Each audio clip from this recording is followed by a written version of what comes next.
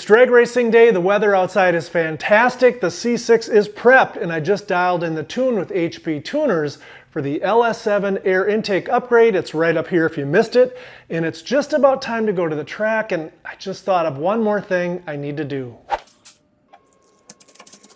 The front air dam on C6 and C5 sits so low, and through the years it hits curbs and it hits road debris and all kinds of things, and if it's kind of tattered and uneven, it can mess with the staging lights at the beginning of the track.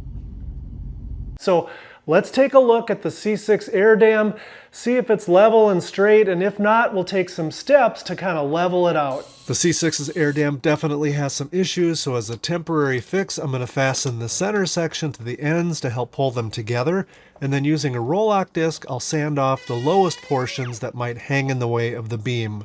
Now I've got a 2-inch block to check for clearance, and we're looking good. Now the C6 is ready to go to the track, where I plan on having a bunch of fun, but also taking care of a few items of business. First, taking the C6 to the drag strip and making a few quarter-mile passes will provide me with valuable baseline quarter-mile data. That way in the future, if I perform additional modifications, I can always go back to the drag strip, and it's an objective way to determine whether or not the modification is adding additional horsepower or it's just an illusion. Keep in mind, this is just a street car with a manual transmission, so my goal for the track is to leave the line in a way that's consistent and repeatable, so I won't be tearing up my clutch trying to leave the line like John Force. So that having been said, I'm not really all that interested in the elapsed time that the C6 runs the quarter mile. Instead, I'm absolutely interested in the mile per hour I achieve by the end of the track, because mile per hour is a well-known indicator of how much horsepower the engine is making. Now, back in the day, Motor Trend tested a 6-speed manual LS2 powered C6, and they managed 13.2 seconds at 112 miles per hour. So that's the bogey that I'm going to try to at least meet and hopefully beat. Furthermore, I found a list that was published and maintained on Corvette Forum of stock LS2 C6 Corvettes and their quarter mile times. So my goal is to hopefully reach the top half of the list when I rearrange the list based on mile per hour. The next thing I'm trying to accomplish by going to the track, besides having a blast, is to support my local track. Too many racetracks have closed across the country in the last couple of decades, and I certainly hope my racetrack doesn't become one of them. Now it's finally time to go, and if I only had a friend or two to go with, that would make the day even more enjoyable. Wait. You hear that? What's that noise?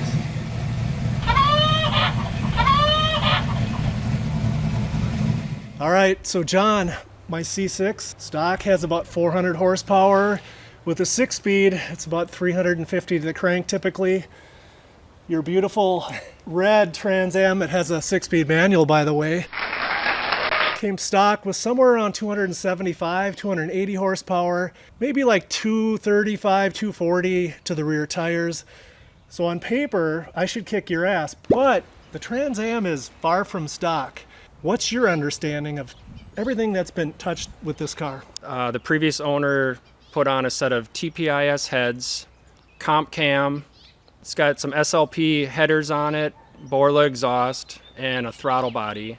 The bottom end is bone stock still, 90,000 miles on it. And so with all those modifications back in the day, any idea of how much horsepower it has? Yep, so when they had the car dynoed, it made 380 to the tire.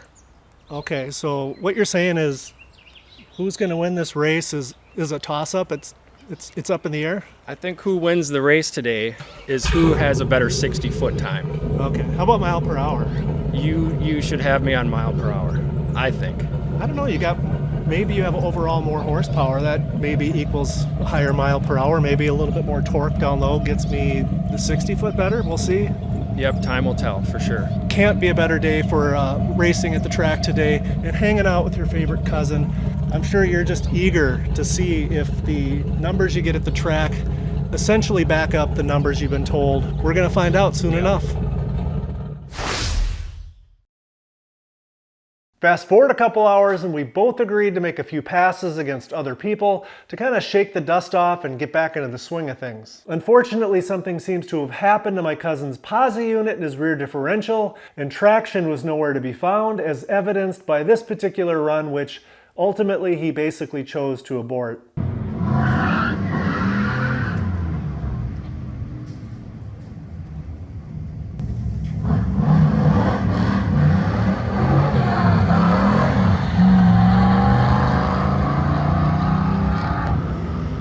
On the bright side, I thought the Screaming Chicken sounded really good. I really liked its deep and mean tone. And unfortunately, we weren't the only ones that had some problems. This guy's starter decided to call in sick. Now on to the C6, and I too ran into a little bit of an issue that kind of haunted me throughout the day. As you'll see in this video, I hit the rev limiter at about 6,100 RPMs when shifting between first and second, and the first time it happened, it took me by surprise. Unfortunately, it kind of kept happening throughout the day, but only between first gear and second gear.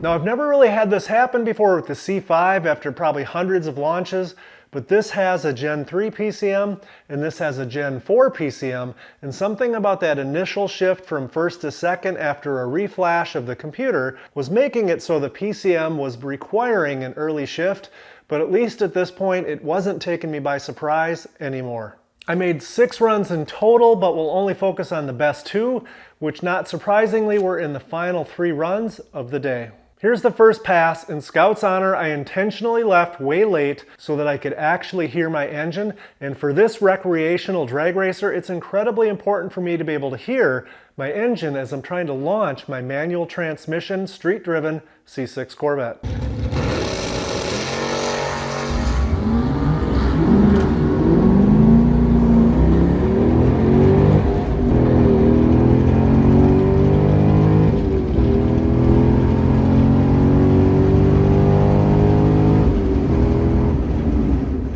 Here's my final and best run of the day. It's against a friend of mine's Tesla, and yes, he beat me, but I was faster by 0.2 of a mile per hour, so I think we should call it a draw.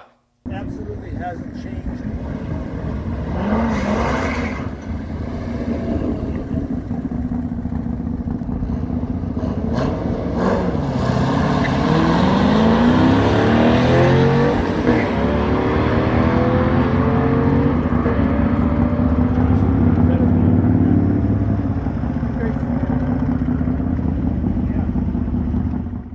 So the good news is I beat the Motor Week pass by 2 miles per hour, which I'm happy about. Now let's see where I fall on the showroom stock LS2 list published on the Corvette forum when I rearrange this by mile per hour instead of elapsed time. So here's that same list sorted by miles per hour instead of elapsed time.